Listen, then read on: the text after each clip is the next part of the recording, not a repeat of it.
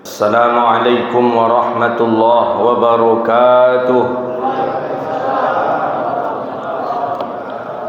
الحمد لله الذي أنزل السكينة في قلوب المؤمنين. أشهد أن لا إله إلا الله وحده لا شريك له، وأشهد أن سيدنا ونبينا محمدا عبده ورسوله سيد الأمين، وعلى آله وأصحابه ومن تبعهم بإحسان إلى يوم الدين. سبحانك لا علم لنا إلا ما علمتنا إنك أنت العليم الحكيم. ربي يسر ولا تعسر، يا ربي تمم بخير. اللهم صل على سيدنا محمد طب القلوب ودوائها وعافية الأبدان وشفائها ونور الأبصار وضيائها وقوة الأرواح وغذائها وعلى آله وأصحابه بعدد كل معلوم لك. أما بعد. Kita memuji Allah dengan mengucapkan Alhamdulillahi Rabbil Alamin. Dengan izin Allah kita bisa duduk di majlis dan di tempat yang mulia ini. Mudah-mudahan kita berdoa kepada Allah, selama kita duduk di sini Allah ampuni dosa kita, Allah terima amal ibadah kita, Allah jauhkan kita dari bala dan wabak. Amin ya Rabbal Alamin.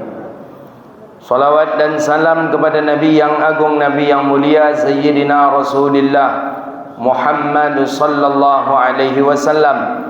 Allahumma salli ala Sayyidina wa Nabiyyina Muhammadin wa ala alihi wa ashabihi ajma'in. Salawatu Rabbi wa salamuhu alaika ya Sayyidi ya Rasulullah. Bapak Ibu hadirin yang dirahmati Allah Subhanahu wa taala. Kita akan membahas satu buah hadis Nabi sallallahu alaihi wasallam, yang hadis ini sahih. Hadis ini menjelaskan tentang aqidatul iman.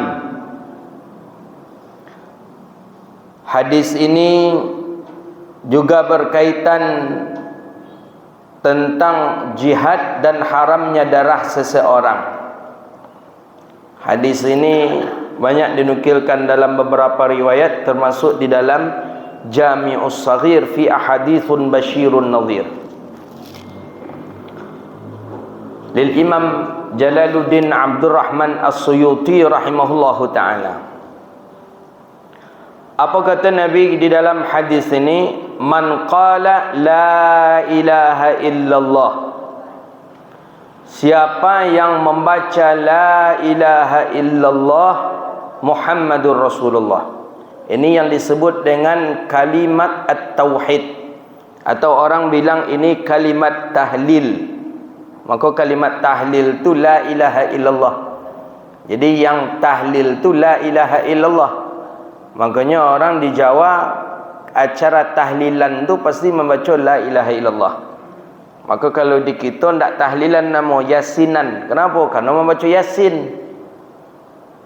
Di Aceh namanya Samadiyah namanya. Kenapa Samadiyah? Karena membaca qul huwallahu ahad sebanyak-banyaknya. Kalau tak salah 10.000 di tempat orang yang meninggal dunia. Jadi tak yasin dibaca kalau di Aceh, tapi qul huwallahu ahad.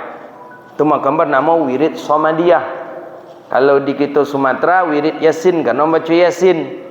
Kalau di Jawa namanya wirid tahlil. Kenapa? Karena memang membaca la ilaha illallah sebanyak-banyaknya. Nah, la ilaha illallah ini juga disebut dengan kalimatut tauhid. Kalimat tauhid.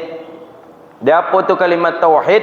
Diakui seseorang tu beragama Islam, diakui seseorang tu beriman kalaunya mengucapkan la ilaha illallah. Bahkan di dalam mazhabnya Imam Abi Hanifah bin Nu'man, syarat daripada sahnya iman seseorang itu mesti ada nutqin. Nutqin itu berbicara, Mesti ada cakap gitu, ukapan mulut kita mengucapkan la ilaha illallah Muhammadur Rasulullah. Kalau tidak, alun dia kuisah keimanan kita. Maka kalau ada orang, Pak, apa Islam Pak, kata awak kayaknya, cik main angguk-angguk ceneko aja nya.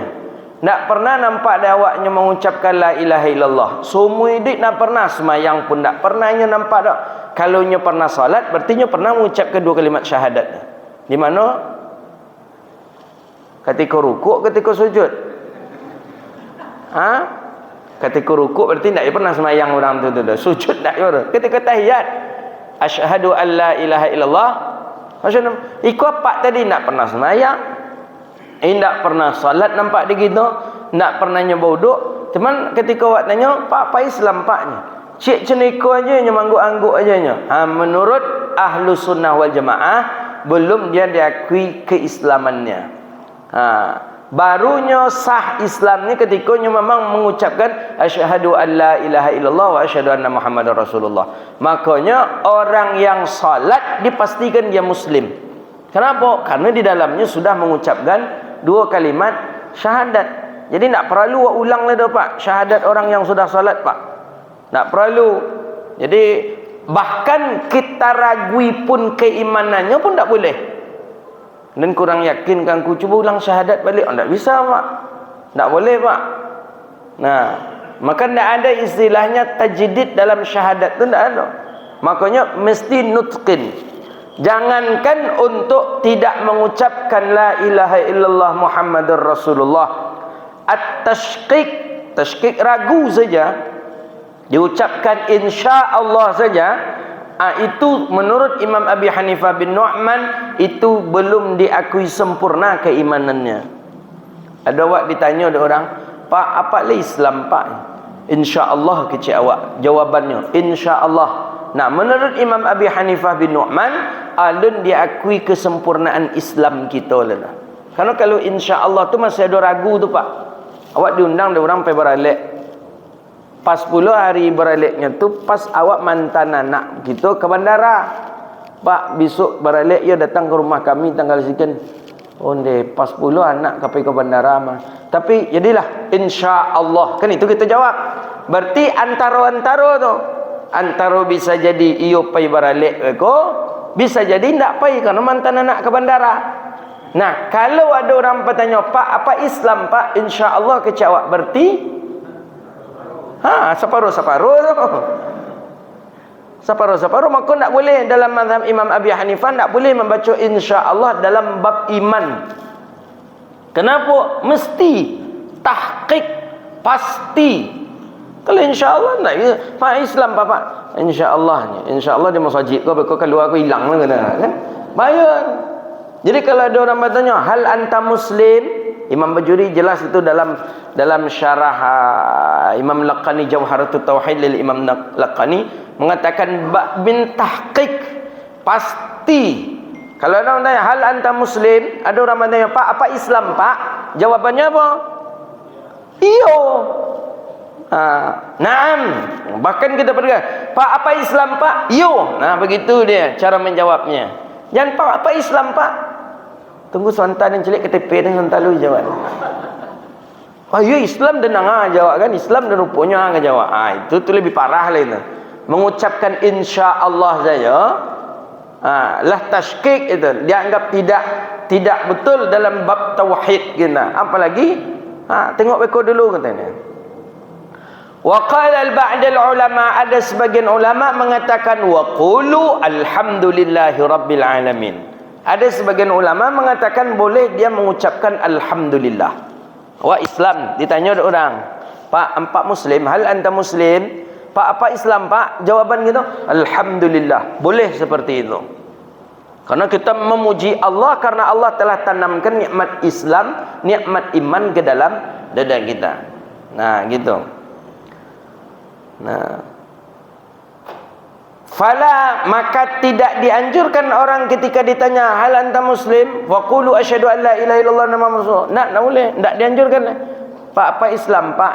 Yo Islam dan nang percayanya asyhadu an la ilaha illallah asyhadu anna Muhammadar rasulullah. Tak penting. Nah, makanya minan babit tauhid, menunjukkan orang tu punya tauhid dan tidaknya kepada Allah, dia mengucapkan kalimat lafaz namanya syahadataini. Mesti dua kalimat syahadat ke dibaca. Baca berarti di mulut, bukan di dalam dada saja. Nah, siapapun, bahkan di dalam mazhab kita, dalam akidah kita ahli sunnah wal jamaah, walau marratan fi hayatih, walaupun sekali seumur hidup inyo mengucapkan la ilaha illallah, kafa tu mencukupi, menandakan dia seorang muslim. Ketika nyo hidup di sekolah ada amaknya, sudah tu alam pernah mengucapkan dua kalimat syahadat lepak. Sudah tu memang preman gadang. Tak kenal mengaji, tak kenal semayang, tak kenal apa-apa dah. Ketika inyo ke menikah aja nya, kecek pak KUA, lai pandai mengaji, tak pandai dah pak. Membaca lai pandai, lai pak. Lai namuh ikuti apa yang membaca yo kecek pak KUA. Jadi pak kecek KUA, astagfirullah, kamu itu tu. Tu kecek KUA apa sudah selesai? Asyhadu an la ilaha illallah wa asyhadu anna Muhammadar Rasulullah. Sekali itu seumur hidupnya nyopaknya mengucapkan kalimat itu tu, fakafa. Lah cukup itu menandakan keislamannya. Walaupun tak ada setelah tu membaca la ilaha illallah tu le pak. Ada orang itu pak? Ha? Lai apa boleh ndak ada. Ndak buat dia masjid pak. Aja nak bersobok jawab. Payok keluar sebanyak orang sobok jawab tu. Sudah cik itu aja nya pak. Semayang indak, puasa indak, berzakat indak. Ndak ada cik je kebaikan yang pernah dia lakukan dah. Inya dia mengucapkan la ilaha illallah Muhammadar Rasulullah tu deknya bimbing dek KUA pula. Dan seumur hidup sekali tu nyo hatta mat sampainya mati kafa bi muslimih, maka cukup itu menandakan dia Islam. Lah bolehnya dikuburkan di pemakaman muslim, jangan di pemakaman kafirnya dikuburkan pak. Lah bolehnya dikuburkan dalam pemakaman muslim. Lah bolehnya ditegakkan kalau nyo meninggal dunia dengan 4 fardu kifayah, dengan dimandikan, dengan dikafani, dengan disalatkan, dengan dikuburkan. Modalnya apa? La ilaha illallah Muhammadur Rasulullah. Nah itu. Tapi kok ada yo orang ikut memang yo parah cilako orang ni. Bayangkan kalau seumur hidup sekali aja nyo ngecek itu nya pak. Dan tak ada sama sekali lah. Nah, jadi apa kata Nabi, man qala la ilaha illallah. Siapa yang membaca la ilaha illallah Muhammadur Rasulullah. Nah ni yang disebut dengan irtibat namanya. Irtibat tu ikatan yang kuat. Kalau ada seorang muslim mengecekkan, seseorang mengatakan la ilaha illallah Muhammadur Rasulullah, fartabatan qawi, maka dia telah diikat dengan ikatan yang sangat kuat sekali. Apa ikatan tu? Ikatan tu bernama ikatan Islam. Mukmin kalau nyo mengucapkan la ilaha illallah sekali aja pak, sekali mengucapkan la ilaha illallah, maka kata pendapat ahli sunnah wal jamaah apa? Walau kana asiyah, walaupun dia ahli maksiat, inyo tadi tu punya kapling di surga pak. Begitu dalam akidah kita ahli sunnah wal jamaah. Siapa yang mengucapkan la ilaha illallah Muhammadur Rasulullah, walau kana asiyah, walaupun nyo ahli maksiat, tak pernah semayang, tak pernah puasa, tak pernah zakat, inyo tetap nanti akan masuk surga pak. Begitu akidah kita ahli sunnah wal jamaah. Jadi orang Islam tak ada kekal dalam neraka pak. Yang kekal dalam neraka tu kafir, khalidina fiha abada, kekal selama-lamanya di dalam neraka. Kalau muslim tak. Muslim dia akan masuk ke dalam surga. Nabi sudah menjamin kullu ummati yadkhulunal jannah, seluruh umatku masuk surga kata Nabi sallallahu alaihi wasallam. Tapi memang dibasuhnya dalam neraka lu, ya, dicucinya dalam neraka lu, dia bian segala dosanya lu. Alah ndak ada dosanya bekoleh, barulah dimasukkannya ke dalam surga. Nah gitu. Tapi jadi je lah pak masuk surga pak. Maka jangan sombong-sombong mana pula awak gini ke lah. Jangan awak pula nak punya surga tu lah, orang lain masuk neraka. Tak. Lah dijamin kita ke Nabi Muhammad SAW, kullu ummati yadkhulunal jannah. Kita umat Nabi Muhammad ke masuk ke dalam surga Allah Subhanahu wa taala. Apa kata Nabi? Man qala la ilaha illallah, siapa yang membaca la ilaha illallah, asimu minni dima'ahu. Pertama, orang yang membaca la ilaha illallah tu, asimu minni dima'ahu, aku menjaga akan hartanya. Asimu dipelihara minni daripadaku, dima'ahu, dima' darahnya. Pertama, orang kalaulah mengucap la ilaha illallah, tak bolehnya dibunuh dapat. Tak boleh. Illa bihaqqil Islam, kecuali dengan cara hak syariat Islam. Apa kalau orang tu boleh dibunuhnya? Kalaunya pertama membunuh orang, maka hak qisas ditegakkan. Kalau hukum Islam. Yang kedua, kalaunya murtad, suruh taubat kepada Allah, taubat nak yo, taubat nak yo, maka qatlun, dibunuh. Nah, selagi orang tu mengucapkan la ilaha illallah, pertama nyo dapat jaminan dalam syariat kita. Asimu binni dima'ahu, tak boleh darahnya kita ambil. Maksudnya haram darahnya, tak bolehnya dibunuh. Nah, itu dia. Makanya kenapa kita pro kepada Hamas? Kenapa kita pro kepada Al-Qassam? Kenapa kita pro kepada tentara Palestina? Karena jelas yang lawannya tu bukan orang mengucapkan la ilaha illallah, orang kafir Yahudi. Maka kalau dulu orang kini ku membela Yahudi, membela Israel, atuyo parahna bengak tu. Semacam tu sekarang keadaan seperti itu. Di bomnya anak kecil, wanita. Padahal dalam hadis Nabi selalu menyampaikan hadis dalam Sahih Bukhari, peperangan tu tak boleh merusak, tak boleh membunuh, tak boleh melukai anak-anak satu, perempuan satu. Cek hadis dalam Sahih Bukhari. Nabi selalu sebelum perang Nabi sampaikan kepada sahabat, anak-anak, perempuan, orang tua lindungi, kata Rasulullah. Hadis dalam Sahih Bukhari. Nabi menyampaikan kepada pihak muslim, kalau nanti perang ada anak-anak, ada perempuan, ada orang tua lanjut usia, maka lindungi dia. Tak boleh dirusak. Kau tengok dibunuhnya. Anak-anak lebih banyak, ada 10,000 dah anak-anak dengan perempuan paling banyak. Nah, dari sini makanya kita bersama Hamas, kita bersama Palestin, kita bersama kaum muslimin. Mereka musuh tu tidak mengucapkan la ilaha illallah Muhammadur Rasulullah. Tapi kalau dia mengucapkan la ilaha illallah Muhammadur Rasulullah, asimu minni dima'ahu, wajib kita memelihara darahnya. Maka tak boleh Islam sama Islam, tak boleh saling bunuh-membunuh. Tak boleh, haram pak. Tak boleh Islam dengan Islam, tak boleh saling bunuh-membunuh. Makanya bedanya Hamas tu dengan aliran-aliran yang lain, seperti Boko Haram di Afrika, seperti ISIS di Syria. Beda. Orang ni muslim dengan muslim. ISIS antara muslim dengan muslim, Boko Haram antara muslim dengan muslim. Kalau nak mau mengakui khalifahnya lah ditembak. Nah, bayangkan yang terjadi di Afrika itu. Orang sedang solat Jumat di masjid, model masjid awak di Ar-Rahim, orang sedang solat Jumat. Sedang solat Jumat, tiba 3 kompiuto yang membawa alat. Ditembaknya gitu yang sedang solat di dalam. Yang menembak pakai takbir pak.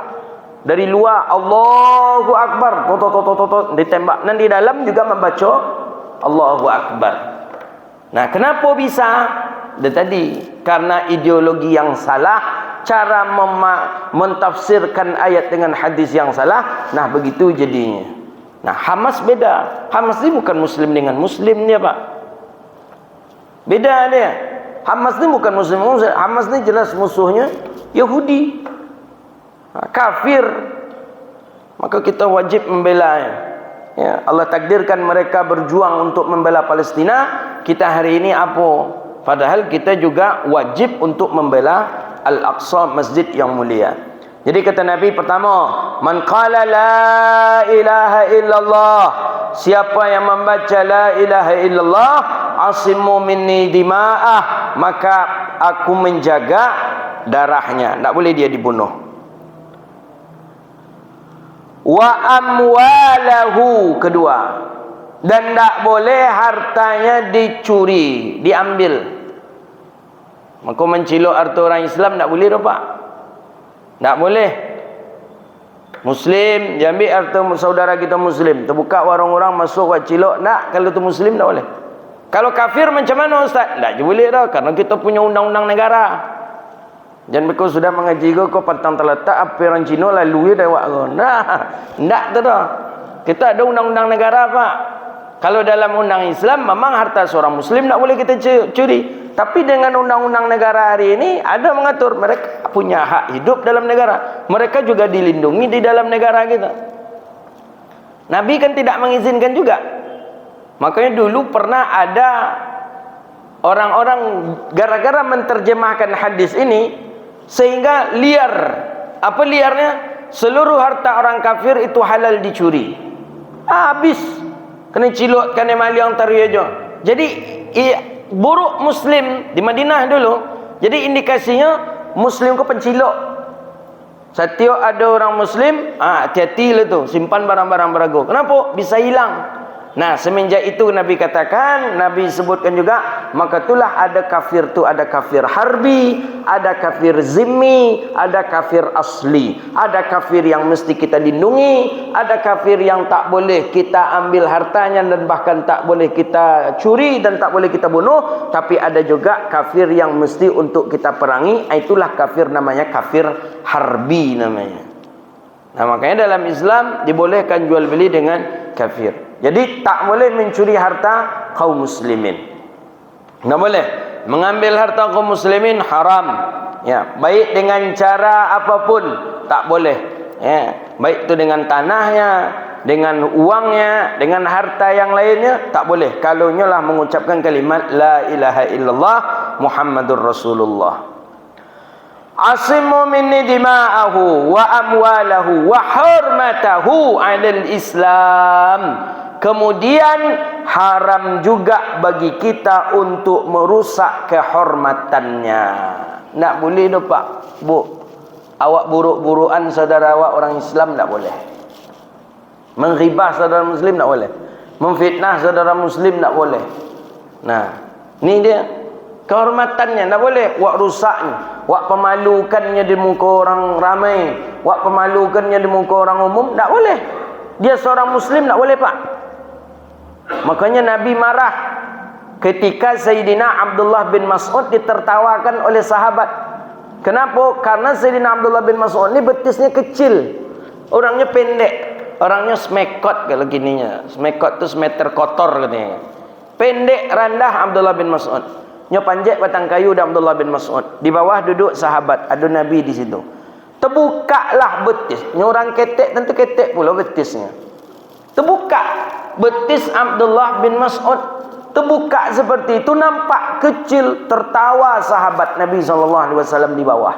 Galak sahabat, terang adik Nabi, berang Nabi. Lima abtadahik. Kata Nabi, apa kalian tertawa? Kata Nabi, dek gara-gara menengok betis tu, kata Rasulullah, lawazanat bi imanukum. Kalau betis tu ditimbang je iman kalian, masih jauh beratnya betis tu dibandingkan iman kalian.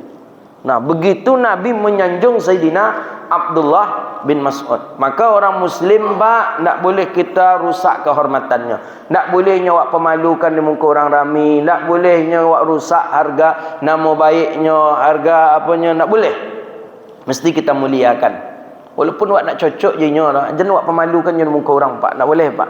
Nabi kita sudah menjunjung tinggi man qala la ilaha illallah. Kenapa nya kita lindungi? Karenanya mengucapkan kalimat la ilaha illallah. Tak boleh pak. Awak nak suka je nya dah, atau mungkin nya pernah melakukan kesalahan. Kita apa nama kalau bahasa gini, dibuli nama bahasa gini tu. Tak boleh. Muslim bukan itu dia. Jadi seorang Muslim tak boleh membuli saudara Muslimnya. Seorang Muslim tak boleh menjelekkan saudara Muslimnya, membuka aib saudara Muslimnya, tak boleh. Man satara aibahu fid dunya, satarallahu aibahu fil akhirah. Siapa yang menutup aib saudaranya di dunia, Allah tutup pula aibnya nanti di akhirat. Nah, itu dia. Awak kan tak? Awak justru semakin banyak orang tahu semakin encak. Le tahu berita, enggak? Si anu tu nyong geko tu. Lah, mulai siku awak sampai ni. Le tahu berita tentang sedang viral gini. Enggak, apa tu? Si anu tu medeko sedang heboh gini tu. Ikut. Nah, dalam syariat tak boleh pak. Kalau seorang muslim, jangan kita menceritakan orang muslim lain kepada saudaranya. Maka haram dimaah. Siapa yang mengucapkan la ilaha illallah, haram darahnya, nak bolehnya dibunuh. Wa asmu minni maluhu, nak boleh hartanya dirampas, dan begitu juga nak boleh harga dirinya untuk kita rusak. Nak bolehnya dipermalukan pak. Di muka orang ramai nak bolehnya dipermalukan. Akhirnya kita nak cocok je langsung aja si anu sarik, si anu pencuri, si anu korupsi, si anu apa. Tak, jangan. Kalau nak menasihati dari belakang, kalau nak menasihati panggil dia, nasihati dengan cara yang baik. Nabi SAW sudah mencontohkan kepada kita. Ada orang yang melakukan kesalahan, sahabat melakukan kesalahan, Nabi nak langsung tegur depan sahabat yang lain. Tak, tapi di belakang Nabi sampaikan kepada sahabat fulan. Bahkan dalam khutbah tak pernah dalam khutbah Nabi menembak orang untuk menasihati sedang berkhutbah. Tetap lafaz Nabi untuk umum. Ma'syaral Quraisy, ma'syaral sahabi, ma'syar ahlal Madinah, umum. Padahal di tempat itu ada orang yang dituju oleh Nabi sallallahu alaihi wasallam.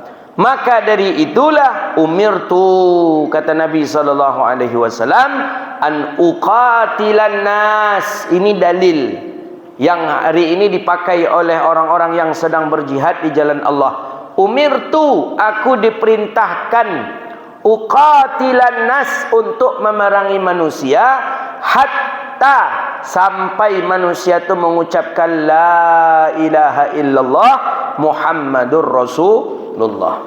Hadis ni hadis sahih. Hadis ni yang salah pakai orang hari ini. Nabi katakan apa? Umirtu, aku diperintahkan untuk memerangi orang mengucapkan la ilaha illallah. Maka tak sedar awak ke depan, boleh depan. Datang ke tempat orang kafir, awak suruh baca la ilaha illallah tak? Awak pasonya, awak baca tak? Awak baca tak? Kalau tak baca, awak bunuhnya. Tak. Hari ini itu yang terjadi. ISIS itunya. Pada waktulah Muslim, datangnya ke kita ke rumah. Kul, baca la ilaha illallah Muhammad. Kita keberatan. Kenapa awak keberatan? Awak Islam. Dah dari dulu awak membaca la ilaha illallah Muhammadur Rasulullah. Itu marah pak ISIS pak. Baca, nak mau baca. Baca, nak mau. Langsung dibunuh kita. Nah, mereka salah memahami hadis ni. Di hadis ke apa? Umirtu, aku diperintahkan. Yang diperintahkan itu siapa? Nabi Muhammad. Bukan kita pak. Umirtu an uqatilan nasa, aku diperintahkan untuk memerangi manusia sampai manusia itu mengucapkan kalimat la ilaha illallah Muhammadur Rasulullah. Dari situ nampak di kita ada sesuatu tu yang diperintahkan kepada Nabi Muhammad tapi tidak diperintahkan kepada kita. Ada sesuatu tu yang diperintahkan ke Nabi Muhammad tapi diperintahkan kepada kita. Mana contoh? Diperintahkan ke Nabi Muhammad tapi tidak diperintahkan ke kita. Di antaranya mana? Membunuh orang kafir. Itu diperintahkan ke Nabi Muhammad tapi tidak diperintahkan kepada kita. Dua, ada diperintahkan kepada Nabi Muhammad tapi tidak kepada kita. Mana di antaranya? Isteri-isteri Nabi dalam Al-Quran disebutkan. Apa? Bini-bini Nabi dalam Al-Quran diperintahkan untuk berhijab. Setelah Nabi meninggal dunia pak, tak boleh masyarakat umum memandang wajah isteri Rasulullah. Itu dalam Al-Quran. Setelah Nabi meninggal dunia, isteri Nabi berhijab keseluruhannya. Bahkan kalau ingin bertanya, min wara'i hijabin, di balik hijab. Jadi ada orang bertanya ke Sayyidah Aisyah, itu tak langsung bersobok je Sayyidah Aisyah laki-laki ke dah? Di balik dinding, hijab. Itu perintah kepada Nabi Muhammad tapi bukan kepada umat Nabi Muhammad. Kalau umat Nabi Muhammad, tak boleh. dia sekadar berjilbab saja tanpa pakai niqab. Karena syariat itu diwajibkan kepada Nabi Muhammad sallallahu alaihi wasallam. Nah, ada syariat yang diperintahkan kepada Nabi Muhammad, tapi kepada umat Nabi Muhammad disunnahkan atau dianjurkan. Mananya? Tahajud diperintahkan ke Nabi Muhammad. Bahkan dalam satu riwayat hadis, Nabi Muhammad wajib melaksanakan tahajud. Tak pernah Nabi meninggalkan tahajud seumur hidup. Witir seperti itu juga. Kata Nabi SAW, 3 yang aku lakukan dalam setiap saat. Apa kata Nabi? Witir sebelum tidur, salat duha 2 rakaat, kemudian apa? Puasa 3 hari dalam setiap bulannya. Nah, itu diperintahkan Allah kepada Nabi Muhammad, tapi kepada umat Nabi Muhammad tu hukumnya sunnah. Nah, banyak yang lain yang macam menikah lebih daripada satu tu perintahnya tu dalam Quran tu, Pak. Kan dalam Quran, kan jelas dalam Al-Quran tu. Fankihu ma taba lakum minan nisa'i masna wa thulatha wa ruba'. Nikahilah perempuan tu 1, 2, 3, sampai tu perintah dalam Quran. Bukannya bermain-main syariat itu, enggak, tu perintah dalam Quran. Tapi apakah perintah dalam Al-Quran tu wajib kita amalkan? Enggak. Jadi kemana hukumnya? Sunnah. Kalau awak mampu amalkan, kalau nak mampu jangan amalkan pula leh. Jadi pasuan mana pula leh pak lalu di masjid atau bekok tu. Di pasuan nak ambil sunnah je, boleh. Nan sesunnah kau ndak jenio, nan sesuma kau ndak lalu di masjid tabi leh. Aco apak tu lalu di masjid kini apa le cara kau nya semenjak apak kau. Jadi dikecap apak kau. Itulah justru semenjak dan babini 2 kau maka dah nak cok ke masjid kini. Apa tu? Pai ke rumah siko keceknya jangan ke siko labang lepes lah bang cik lai. Pai ke rumah siko mau itu je kecek jangan siko je bang ujud tapi lalu masjid itu sudah ada. Syariat tu pak, anjuran dalam Quran. Nikahlah kepada Allah Taala, 2, 3, 4. Nak berdosok laki-laki kau menikah sampai 4 dapat. Lebih dari 4 baru haram hukum. Cuman wajib hukumnya enggak. Jadi ke mana hukum? Padahal perintah Allah dalam Al-Quran. Perintah Allah dalam Al-Quran tu bukan kepada kita wajibnya, kepada Nabi. Kepada kita sunnah saja. Kalau mampu silakan, kalau tak mampu jangan. Maka ditutup di ayat balik apa lanjutan ayat ini, fankihu ma taba lakum minan nisa'i masna wa thulatha wa ruba' fa in khiftum an la ta'dilu fawahidah. Kalau takut angku ndak ka berbuat adil, ndak bisa adil, cukup cik saja jadilah tu. Itu syariat. Jadi bukan berarti wajib seluruh perintah Allah dalam Al-Quran maka itu wajib kita lakukan. Nah, tidak. Ada yang dia pun sunnah kita amalkan. Nah, ini nansironya pakai mazhabnya Imam Az-Zahiri gitu. Kecik Imam Az-Zahiri itu waw tu waw ziyadah, waw ditambah. Jadi kan dalam Al-Quran itu kan pakai waw tu.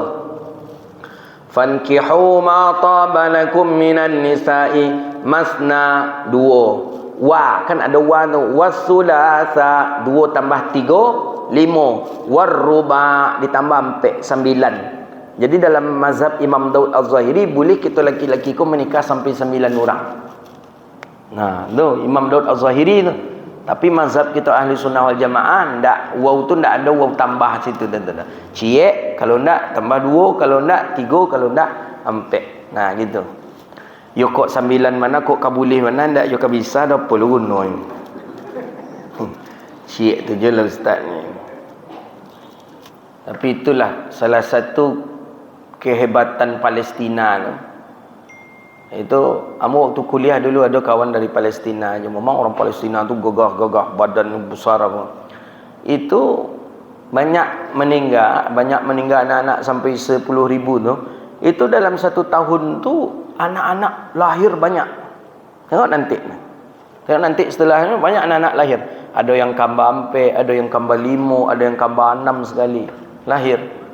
Nah, itu. Jadi takdir Allah Ta'ala itu sudah bagi Allah Ta'ala. Dan Allah siapkan juga tentara-tentara yang baik lagi untuk membebaskan Al-Aqsa insya-Allah. Nah, gitu. Tu kalau surang amak beranam, kalau amaknya berampek, wah, kan lumayan tu. Berapa orang anak itu? Nah, itu yang kecil Nabi SAW, aku paling senang dan paling aku banggakan, kata Nabi, yang paling banyak daripada umatku akan keturunannya. Nah, keturunan itulah yang paling dibanggakan oleh baginda Nabi SAW. Jadi, balik kita ke kaji kita, bahawa orang yang apabila dia mengucapkan kalimat La ilaha illallah, maka dia sudah dijamin di atas keislamannya. Allah jaga hartanya, Allah jaga darahnya, dan Allah jaga kehormatannya. Maka oleh karena itu kita dianjurkan untuk mengajak orang lain untuk mengucapkan kalimat La ilaha illallah Muhammadur Rasulullah. Maka kalau ada orang ingin masuk Islam, Pak, jangan ditunda-tunda, Pak. Nah, itu dalam kitab Sulamut Taufik ada tu. Ada orang lalamonya ingin masuk Islam. Lalamonya ingin masuk Islam. Cuman alun tak sampai ni kawak dah. Nya dekek je gitu. Tiba-tiba nya sampaikan kawak. Iko ada dia nak bercakap serius ko katanya ke gitu. Apa? Dan sebenarnya lama dia nyo masuk Islam. Dan tengok Islam ko indah, Islam ko teratur hidupnya, salat berjamaah. Dan nyo dan masuk Islam. Langsung ambil tangannya. Baca apa yang dan baca yo kata gitu. Ada. Ajar dia kalimat syahadatain. Asyhadu an la ilaha illallah wa asyhadu anna Muhammadar Rasulullah. Jangan ditunggu-tunggu, Pak. Jangan ditunggu. Sunek lu ni barik kau mau Islam kau sangkau senang-senang mau ditu saya masuk Islam. Apa aja baru nak masuk Islam lah kena gertak pula. Sunek lah, apa sunek tu itu hamba karek lu. Ndak jadi dah kecek lu kan. Awak berdosa dia dah. Ada lah bagai kau jemaah aku kena bagai ada baru 2 minggu yang lalu nelfon nama. Ustaz iko ada ko warga kami ko ni masuk Islam. Hari apa saja buka di An-Nur untuk penerima Islam. Kok ke An-Nur pula lu? An-Nur tu apanya aja sertifikatnya Islam kan capek dulu. Tak ada kami pandai. Nak pandai mengucapkan kalimat la ilaha illallah. Ulang lah balik masuk Islam ni balik tu. Nak ada kami yang pandai di siku ada ustaz kata, mana phone nama tu? Mengucapkan la ilaha illallah nak pandai. Ohnya mau itu aja, you ambil tangannya, ajarnya mengucapkan kalimat asyhadu alla ilaha illallah. Itu dia yang itu diartikan aku bersaksi tidak ada Tuhan selain Allah, Nabi Muhammad. Setelah itu barulah kok nak dirubah namanya dari Michael Jackson, rubah ke Abdul Rahman mungkin namanya. Sudah tu kalau laki-laki barulah diajarnya cara berwuduk, diajarnya cara istinja pertama kali, diajarnya baru tata cara salat. Sambil jalan barulah disuruhnya ke rumah sakit. Barunya disuruh untuk khitan. Jadi jangan cepet-cepet kita, barek masuk Islam kau ndak taluk ang dah itu kan. Ndak taluk ang dah. Fikir-fikirlah lalunya. Hati-hati tu Pak, awak berdosa tu Pak. Fikir-fikir lo barek masuk Islam kau. Tahu Islam kau saya di umur sampai kelas 4 SD tu harus berpotong tu. Jadi itu digertak kawan dia takut je. Tak adanya biayanya dicarikan, bawanya ke Basnas, bawanya ke An-Nur. Ini tak ada biaya untuk khitan, untuk sunat. Ada, bisa kita carikan. Dibiayai di rumah sakit. Awak carikan dananya, di khitannya, di sunatnya, dimantapkan. Itu. Karena ada kelemahan masyarakat itu.